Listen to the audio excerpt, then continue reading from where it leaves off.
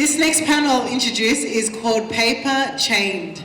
Founded in 2017, Paper Chained is a journal of writing and artistic expressions from individuals affected by incarceration. Damien Linnane became its editor in 2021.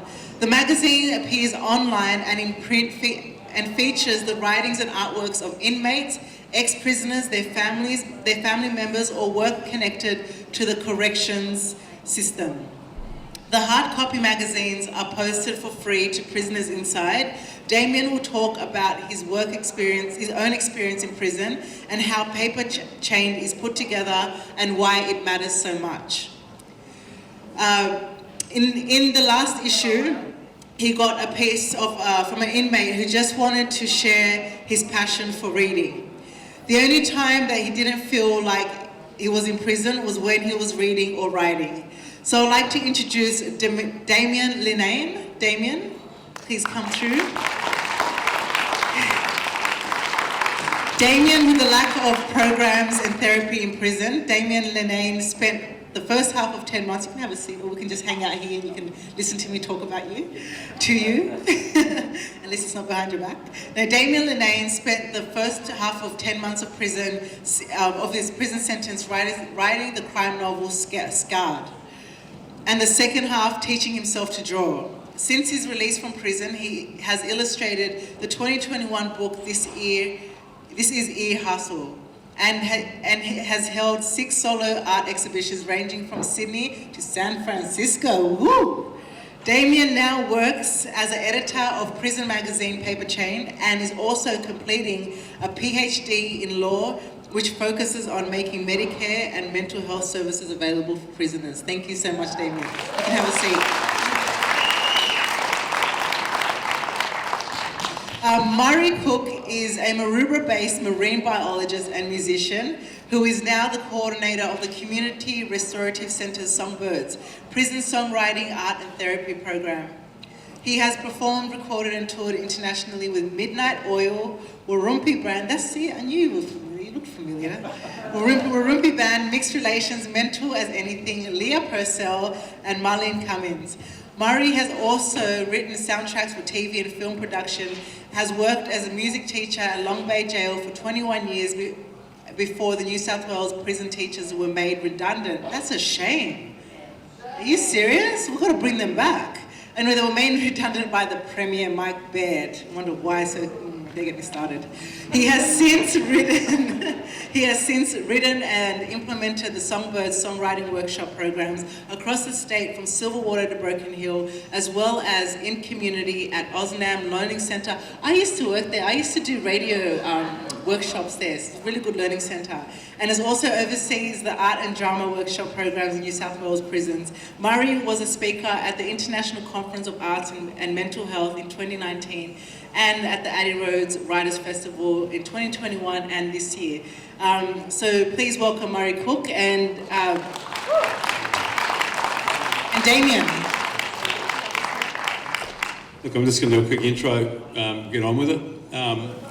I've got a great deal of admiration for Damien, having worked for a community restorative centre for 6 years, and the aim of the Community Restorative Centre, which is now based in Canterbury, is to reintegrate people into society. And we do that through incredible selfless staff that we have, helping people get out of jail with welfare, rehab, all kinds of things, housing. I'm so privileged to work there, incredibly dedicated people. And when I first started working there, after we were made redundant, I was asked to write a songwriting program based on my experiences, 21 years of working at Long Bay, and as a musician and songwriter. And eventually that expanded also into art, and we even did some theatre programs, some drama programs.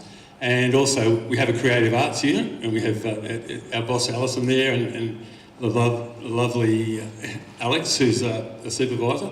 Great to see, and Chris, good to see you all come down. And we've just recently expanded into this wonderful magazine, Paper Chained, and Damien has taken over the editorship, and he's a real inspiration, so I'll just hand over to him and let him tell you the story. Damien Linnane.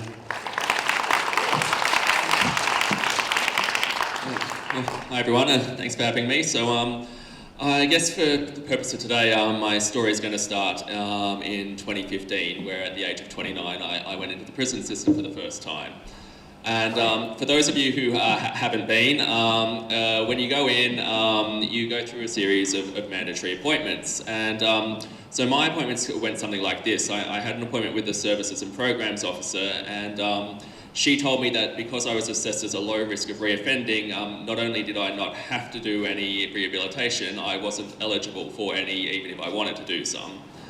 And at this point, she said rehabilitation is reserved for people with medium to high risk of reoffending, and I'm like, so you have to wait for me to get worse before you'll help me get better. And limited funding and all that. My next appointment was with the education officer, and the education officer said they had two things available. First thing was basic literacy, which I already knew how to read, so that wasn't too helpful. And the other one was a statement of attainment in welding, which is all well and good, except the wait list to get on the course was longer than my sentence. So, and at this point I had my last appointment with the prison psychologist, and this appointment has actually changed my life. So I told the psychologist that I was getting therapy while I was on bail, and how it was really helpful, and I said I thought it would really be beneficial for me for that to continue while I was in prison. And she said to me, Damien, everyone in prison would benefit from therapy, but there's no funding for that.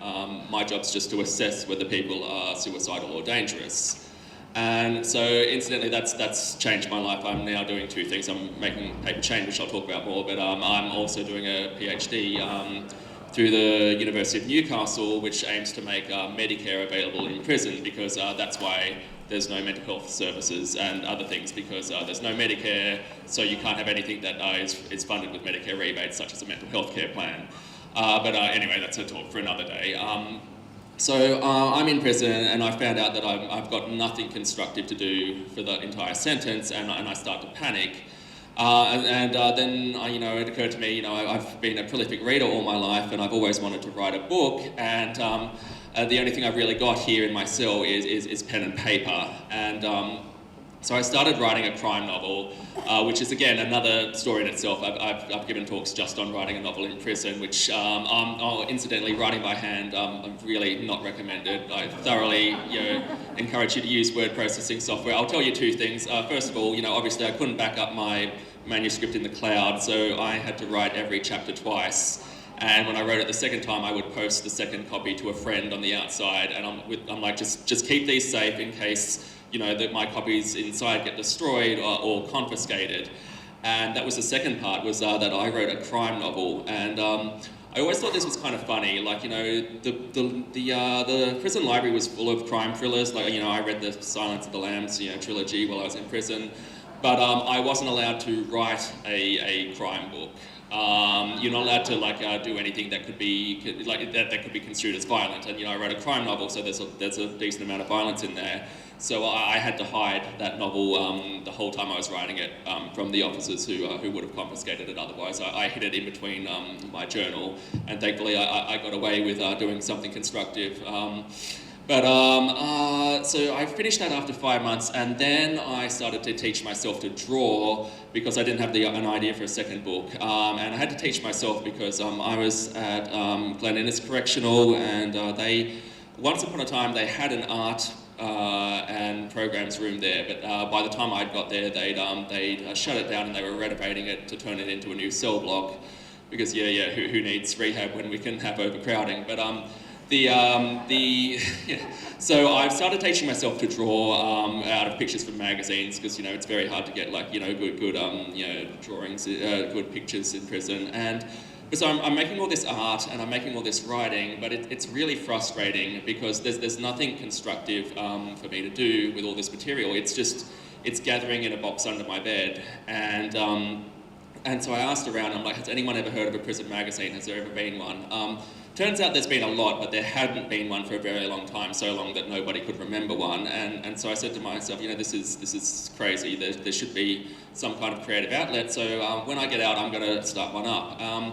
Thankfully, somebody beat me to it by a couple of months, which was a really good thing because I had a life to rebuild. But so somebody else started up Paper Chained, and I got in touch with her and I said, I had an idea for something like this. Do you need a hand? And she's like, yes, I definitely need a hand. And for the next like 4 years, she produced this annually by herself, and I was like her unofficial assistant, I guess. And she said to me, like, Damien, I can't do this anymore. I'm self-funding. It's taking up a lot of time. Is there any chance you'd want to take it over?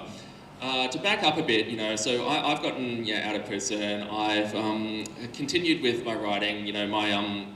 I found a publisher for my novel. It came out in 2019. I've got copies at my stall over there, next to Harry Hartog's, and then I wrote a memoir, which I actually only found a publisher for last week, so hopefully that'll be out in about 3 months or so, which is a bit exciting. But then I've kept on with my art, and my art focuses a lot on the criminal justice system, and I had this art exhibition in Newcastle called Broken Chains, where the theme was people who made the most of their time in prison. I drew Malcolm X, Nelson Mandela. And then I drew this guy called Erlon Woods, who is the co-founder of a podcast called Ear Hustle. Ear Hustle is the first podcast made entirely inside a prison. It's made at San Quentin in California, and they were a finalist for the Pulitzer Prize in 2020. And anyway, I've drawn him, and I've tagged him in that photo on Instagram. I was hoping he'd like and comment. I thought that'd really make my day. And he did, and then he sent me a message. He said, this is really great, Damien. We've been looking for someone will be in touch. And I was like, and at the time I was doing a master's degree. I was very poor, and I was like, I sure hope like one of his friends wants to buy a portrait, an extra $300 would be really good right now. And then the next day I got an email from Penguin Books offering me the contract to illustrate their book. Which was a really incredible opportunity. Like my other artist friends are like, you get contracts from Penguin by tagging people on Instagram. I think I don't think this is normal.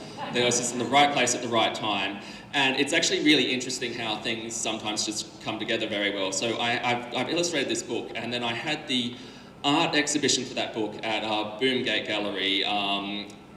Which is, as far as I'm concerned, one of Sydney's like best kept secrets. It's the art gallery that's like attached to the outside of Long Bay Correctional, and it's the only art gallery in Australia that only shares art from currently and formerly incarcerated people. And so I had the art exhibition there, and so at this stage I've taken over Paper Chained, and something we always had was we posted into prisons, and it was really hit and miss. Sometimes they get through, and sometimes it'd get rejected, and like sometimes get through this one prison, and then the next week it'd be rejected. It seemed to be dependent on whichever correctional officer was working in the mail room, and some of them would just like take one look at it, like, I don't, no, rejected, and they'd send it back. And then the assistant commissioner for corrections was actually at the art exhibition, and I explained this. I'm like, is there anything we can do to try and not get my magazine rejected, because I'm buying the stamps, and this is every time it gets sent back, that's money down the drain. And they got tablets in the New South Wales prison system during COVID for video visits, and he said, well, why don't we put them on the tablets? And I was like, great. And then I was really ecstatic. I'm like, oh wow, isn't this great? And then I started to panic because this previous editor, she asked me if I wanted to take over the prison magazine, and even though I didn't have the time or the money, I knew how much difference that would have made to my mental health when I was incarcerated, so I said yes. And then I got told the magazine would be put on the tablets, which meant my readership went from about 200 to about 6,000 overnight. And at this point I'm like, I don't know what to do. Like I was already stretched too thin, and then long story short, I've applied for some funding, and I've got picked up by the Community Restorative Centre. So I've now created a job for myself. I'm the editor of the magazine, and so yeah. Incidentally, when I planned this speech, I had no idea that both the CEO of the Community Restorative Centre and the Assistant Commissioner for Corrections were going to be in the audience. So they're both here. So hi to both of you. You've made this possible, but. Yeah, so that's what I'm doing now. This is my day job. Every morning I go to my PO box, I collect the mail from people in prison. I get about 3 letters from people in prison a day. Most of it's poetry. That seems to be the way people want to express themselves. A lot of it's quite dark. People are frustrated, they're alone, they're missing their family, but I think it's really important for them to get that out some way rather than just sitting in their cell being depressed. There's a lot of art too, and then sometimes we just get like things that just really blow me away. The magazine's available for free online, paperchained.com. You can all go read it for free. You can there's ways to donate as well there. But I know we are running a bit behind time, so I'll probably wrap things up there. But yeah, please, I've got a stall next between Harry Hartogs and the comic books. I'm selling my novel, Ear Hustle. We've only got one issue of Paper Chained left, one of the original ones that we used to bind together. And but yeah, please come and ask me questions because I love talking about it. And yeah, it's just it's really like this is my dream job now because I get mail every day. You know, it's hard to explain like how isolating prison is if you've never been there yourself. And so like I get letters from people who tell me like how much the magazines just changed their life because it's the first time they've seen something that they've accomplished like in print, and it's something they can be proud of. And so yeah, I guess that's my story. And I guess yeah, Murray.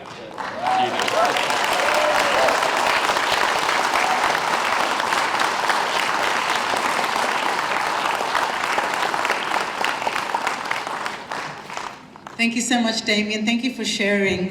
Very inspiring. Yes, like Damien said, you can go to the book signing area and get to know more about his work.